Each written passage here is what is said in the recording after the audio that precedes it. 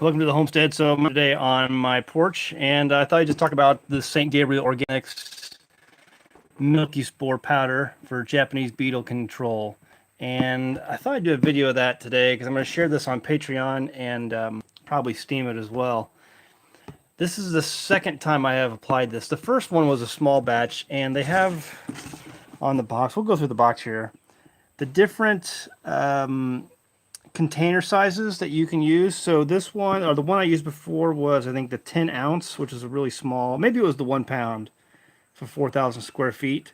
I think I did that one last time. This time was the 2.5 pounds for 10,000 square feet because I reapplied it on my garden and also near our fruit trees, where some of our fruit trees are at. So I did it in two places, and it covered a larger area. And I'll probably apply this one more time in the spring with another size like this.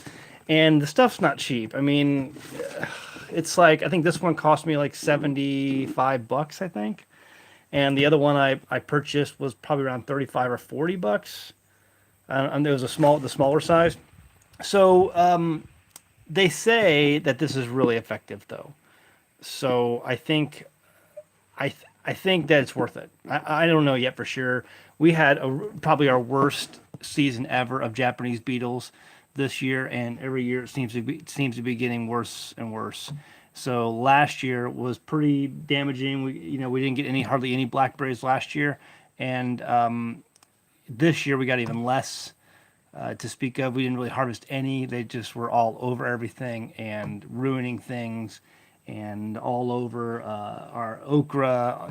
And last year they were all over our Egyptian spinach. It was just really bad. So, and it's getting worse.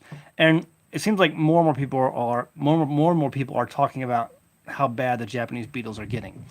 So they say this is a really good way because once you put this in the ground, after its application, it can work for over 10 years. So, and they say that it's good to try to apply it twice. I'm going to, just because I hate these things so much, I'm going to try to apply it 3 times.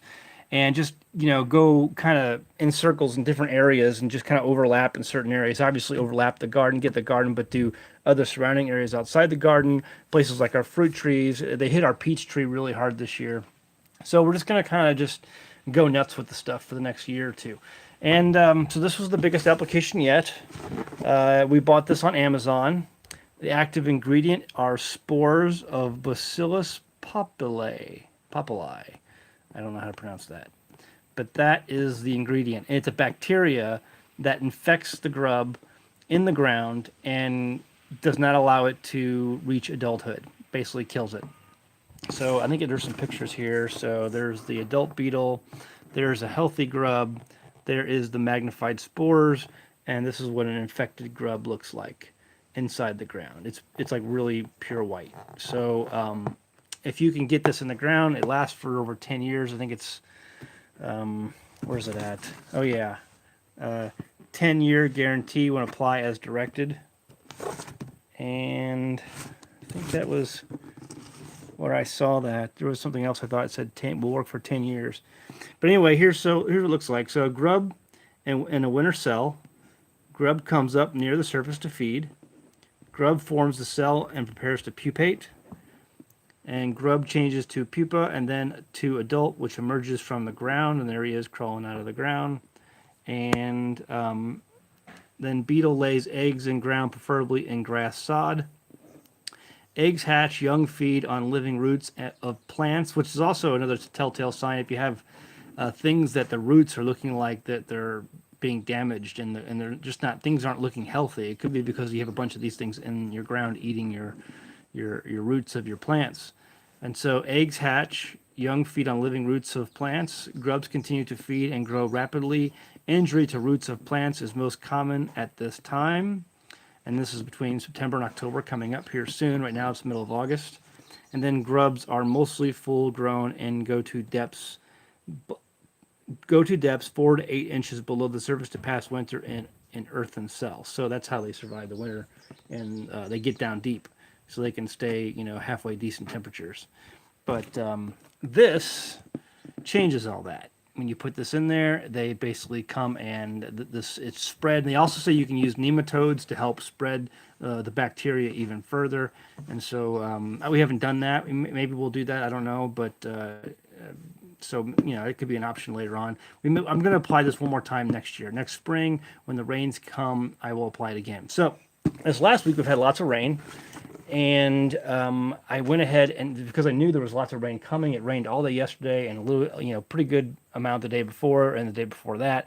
And so I had put it out like 3 days ago. I spread this out over the garden and in the fruit tree area, the orchard area, and where we were getting lots of activity.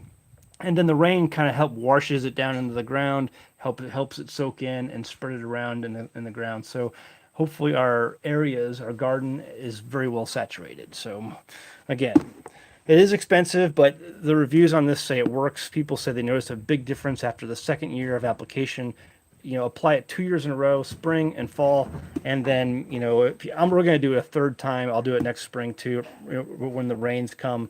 And people say that there's a really big difference, noticeable difference with this stuff. So that's what we're doing. Anyway, so here's some sunflowers. Our friends were growing some sunflowers, and I was over their house the other day, and they gave me a gigantic watermelon.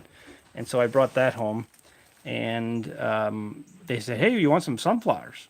And I said, "Yeah, sure, I'll take some sunflowers." Because we used to grow these, the mammoth variety, a few times, and I just never got them to grow since. It seems like this year the deer ate most of the sprouts that came up. So they were sprouting, and then I went out there one morning, and they're all chewed down, or mostly chewed down. Then the next day, the rest of them were chewed down. So I was like, I guess I'm not getting any sunflowers this year.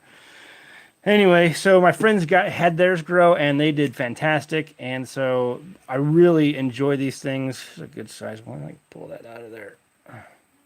And I really like them raw.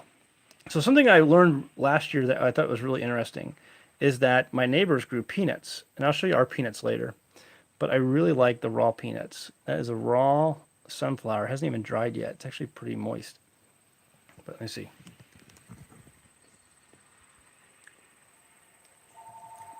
Not a lot of flavor.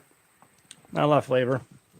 But what I'll do is I'll let these dry out here on the deck for a while, and then I will roast them.